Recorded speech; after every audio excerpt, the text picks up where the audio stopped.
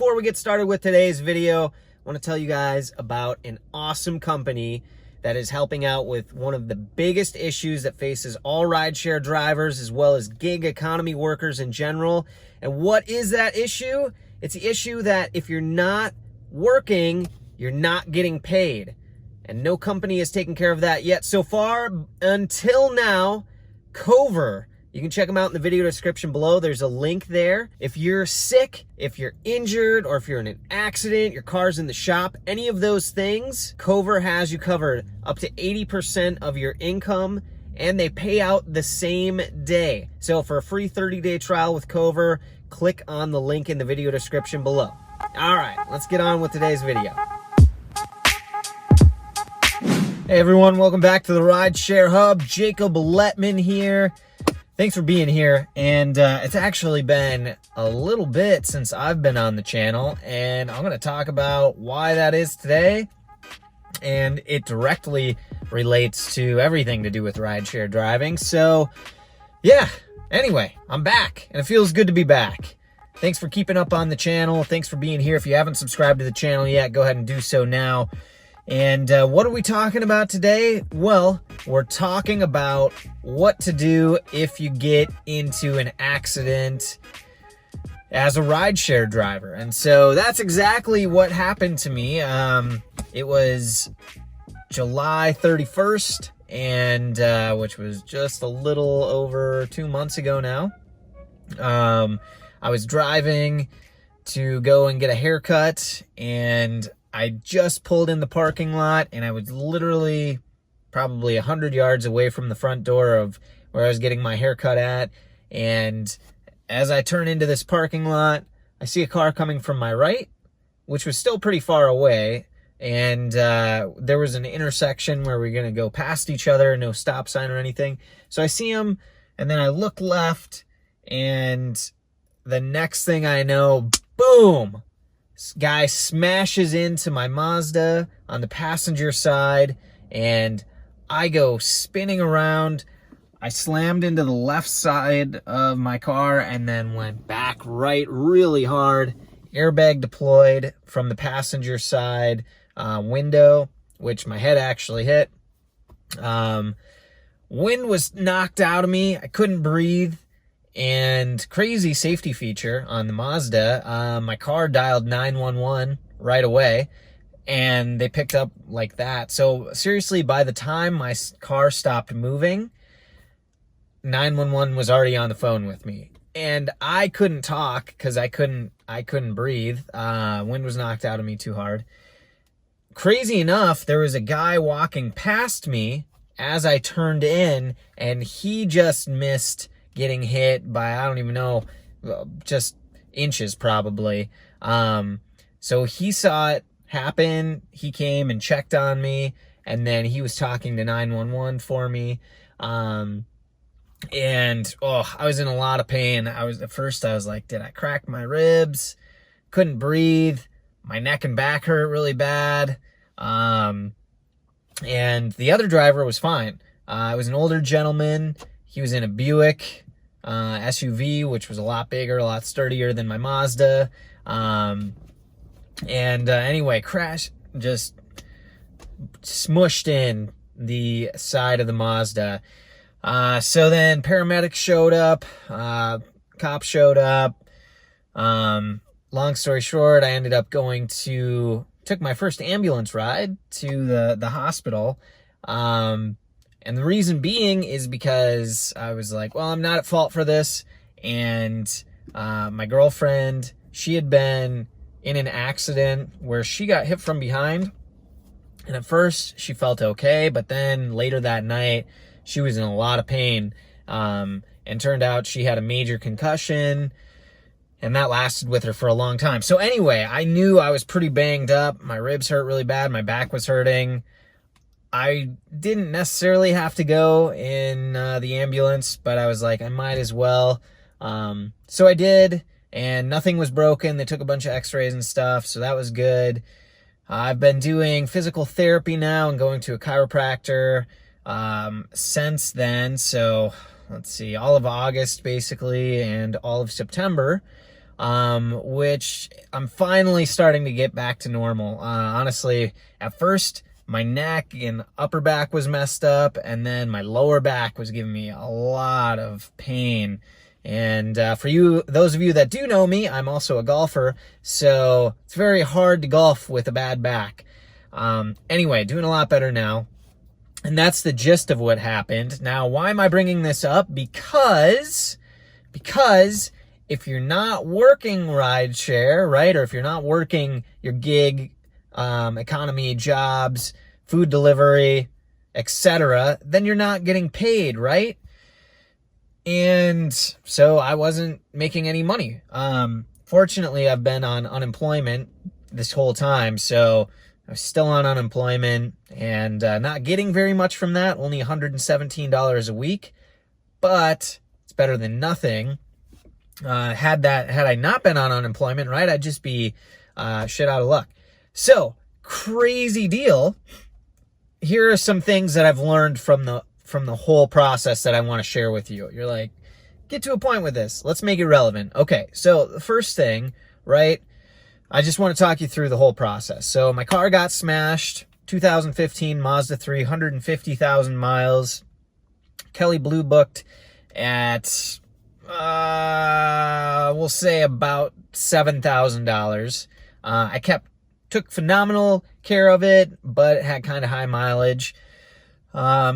So what happens in a situation like this is insurance does an evaluation of your vehicle, and they determine, and actually every state, this is a real thing to be aware of, every state has its own laws on how an insurance company can deem whether or not a vehicle is a total loss. So when you hear someone say that my vehicle got totaled, that means that the insurance company deemed the vehicle to be a total loss. Now, typical guidelines for that are if the damage done to your vehicle, the cost to repair that is greater than what your vehicle is worth, then typically the insurance company will deem it a total loss. Now, and so that's exactly what happened with the Mazda, is the repairs were going to cost more than the vehicle was worth, and so they deemed it a loss. Now, here are some situations that you can get into with that, so you want to be aware of this. So fortunately for me, I still owed on my vehicle because I took out a loan on it. I owed $3,700, and then Geico, who I insure with, they hire a third-party company to do the vehicle evaluation to determine what the value of the vehicle is worth. And every insurance company has their own process. I promise you, you can't figure out how they come up with that figure. You just can't. They have their own weird formulas, and but kind of what you can go off of is this. What they'll go off of is they will look at your same vehicle from dealerships to see what they're selling it for and get an average price of that, and that kind of gives you a gist of what they're going to deem your vehicle to be worth. Now, again, back to what I was saying, so I owed $3,700 on it. They appraised the vehicle, the Mazda, to be worth initially $7,300. Now, you can also turn in receipts, like any work you've done on the vehicle, any additional stuff that you've done at all, and I'm talking everything. Just before my accident, I paid to get a full detail, which cost me $150. And I also paid to get my windows tinted, which cost me like another $200. And then a year before, I replaced the rear struts on my vehicle, and that was a total of like $800. So anyway, you can submit any of that stuff that you have done to your vehicle to make the value go up to your insurer. They will pass that along to the whoever does the appraisal of your vehicle, and that'll help the value. So it jumped up my value from $7,300 up to $7,800, which was really good. That was, I think, more than fair for my vehicle. So I felt really good about that. and then they less your deductible, right? So I have a $500 deductible. So they appraised it at $7,800. They gave me $7,300 minus the deductible, and then they will pay off they paid off what I owed on my auto loan, and then I got the remainder of that. So that's kind of how that whole process works with that. Now, where you can get into a pickle, and this is why gap insurance, we've talked about this on the channel before, but gap insurance is important because if you can get upside down on your vehicle, right? Let's say the Mazda, I still owed $9,000 on it, and they appraised it at $7,800.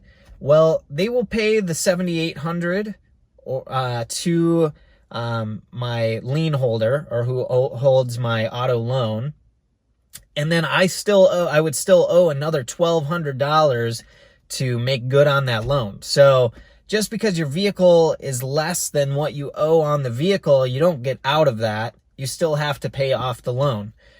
So gap insurance covers that gap. So if your vehicle is a total loss, if you have gap insurance, then it would pay the additional $1,200 to pay off your loan so you don't owe anything.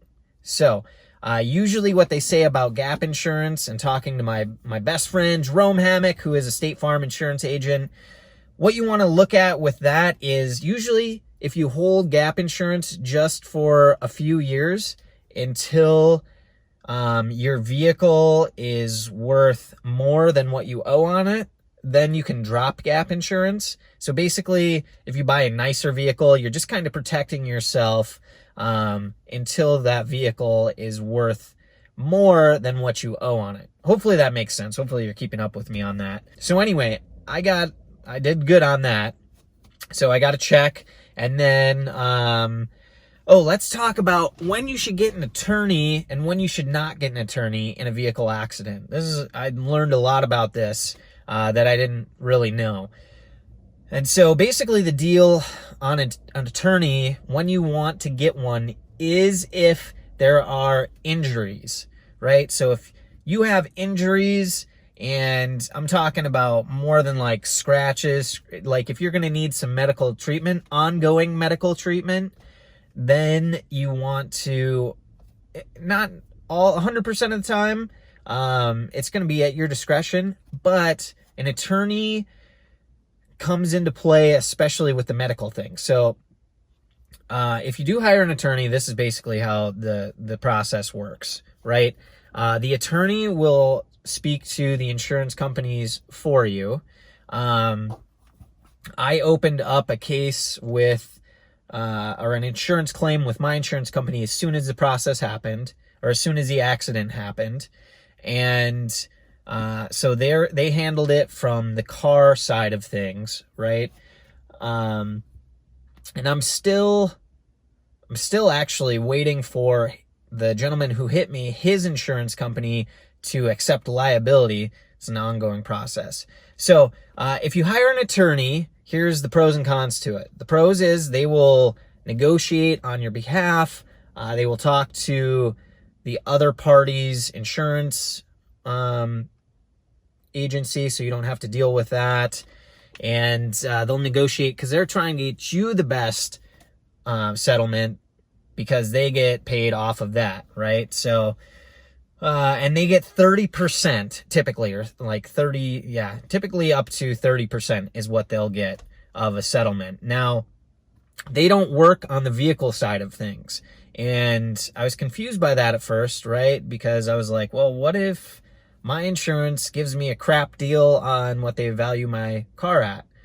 And the attorney that I spoke to said, we don't get involved with on the vehicle side of things, because if we do, then we're also entitled to 30% from that, right? And so that's usually a pretty straightforward process, and you don't want to have to give 30% of that to your attorney, right? Because I took all of that money that I got back and I invested that into a new vehicle. Now, where they do help is on the medical side of things, because, and not just the medical side of things, but when you get a settlement from an accident, you're getting right? If the other party's found at fault, you're getting compensation for your car that we went over. And then you're also getting compensation for medical to take care of your hospital visits and any other medical attention that you need down the road.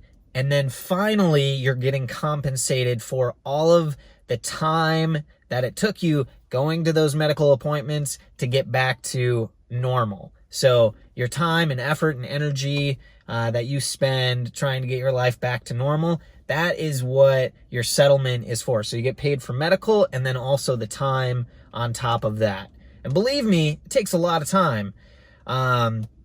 So that's what the attorney goes to bat for you with, is the medical side of things. So anyway, currently where I'm at with all of that is it's probably, oh, and then here's a heads up on this too. I have rental car insurance coverage through Geico for a max of $1,050, right? So depending on how much I pay per day for my rental car, I have up to a max of $1,050. Now, what they didn't tell me is that as soon as they deem your vehicle a loss, you have like 3 days, and then you have to give back the rental car vehicle. They don't cover you past that. I'm like, what? That's nonsense. Weird, right? So these are all the little nuances that I learned going through this accident. So I was in a weird situation. I had no vehicle. I had a rental car for a short period of time, and not long enough to like go and look at new vehicles, and not long enough to get a check from Geico. That took about a month before I received the check. And so if you're trying to get a new vehicle, right, this could put you in a real pickle with rideshare driving. That's why I'm bringing this up.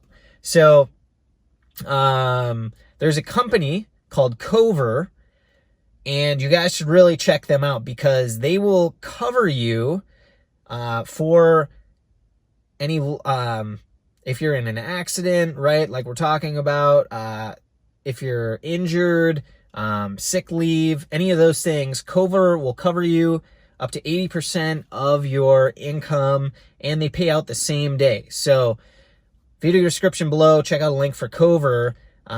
That's something that I found out after this, but it's smart that there's a company that's doing that finally, because there's a lot of gig workers, as we know, and you're SOL if your vehicle's out of commission or if you're out of commission. So check out Cover, video description below. All right. Let's see. What else do I want to say with this? To wrap this up, so basically where things stand right now is, so it took me a month. They paid off what I owed left on the Mazda. They sent me the remainder, and still doing some chiropractic and physical therapy treatment. And once that finishes up, then, and I'm also waiting to hear if his insurance will take liability. If they do not, then potentially I would go to court. I plan on it, because I 100% believe that he was at fault. Just because someone's at fault doesn't mean that the insurance company has to claim liability, which is kind of a crummy deal. And on the police report, it really didn't say anything for a driver being at fault. It just was very basic. Now, I heard him tell the police officer while we were waiting for paramedics to show up, he said, I was looking to the right the whole time and I never looked to the left. And so he never saw me. And that wasn't in the police report, so that's crappy. That would help a lot. But there was also a security cam. There was a Dunkin' Donuts right there, and there's a security camera pointing directly at where it happened. So if they don't claim liability, then most likely we will go to court, and I will then sue to try and recover for costs. And that's a more lengthy process. Hopefully it doesn't come to that. But then you can, if you win, you can get a bigger settlement potentially, but your attorney also, typically they will take 40% instead of 30% because it's more of a process for them. A lot of things going on to consider with this. So anyway, here we are almost 2 months later, right? And I am just now today at the point where I could start driving again. 2 months later. And why is that? So it took me a month to get the settlement or the vehicle money, right? So then I had that cash in hand. So then I could, and along with money I had in savings, I went out vehicle shopping, and I was looking for an SUV because I've got my girlfriend and I've got my dog Bruce, and it was really hard for us to pack into the Mazda with a bunch of stuff and go on road trips. So I wanted an SUV. And it takes a while to go through that process of new vehicle shopping, right? You don't want to do that too quickly. So anyway, finally, after a couple of weeks, I found this 2011 Volkswagen Touareg that I'm in right now. It's in great shape. I'm going to do a video review on this vehicle so you guys can see what it is. I paid $7,000 for it. It has high mileage, 180,000. The guy took phenomenal care of it, and his buddy worked at the Volkswagen dealership, and he has all the service records, and he did routine, regular maintenance on it. I had a pre-purchase evaluation done on it. Vehicle checked out excellent. So those are all good things. And I paid cash, so now I don't have a car payment. So those are all, things that I was looking for. I would have hoped for lower mileage, but it is what it is. And then also because of what's going on with this pandemic, the DMV here in Arizona is shut down and by appointment only. And so I had to call and get an appointment. It was just over 2 weeks before I could even get in for an appointment with the DMV to register my vehicle. So now I finally got it registered, finally got the license plate, and will be able to do a vehicle inspection and get this registered with Uber and Lyft and get back to driving soon. But you can see it took 2 months to get back to where things are like normal. And just because a guy smashed into me in a parking lot. So that's my story. That's my update. But I'm back on the grid. I'm back on the Rideshare Hub. And it's good to see you guys. It's good to be back. All right, that's all I got for you. This is Rideshare Hub. I'm Jacob Lettman. Until the next time, you guys, stay safe out there.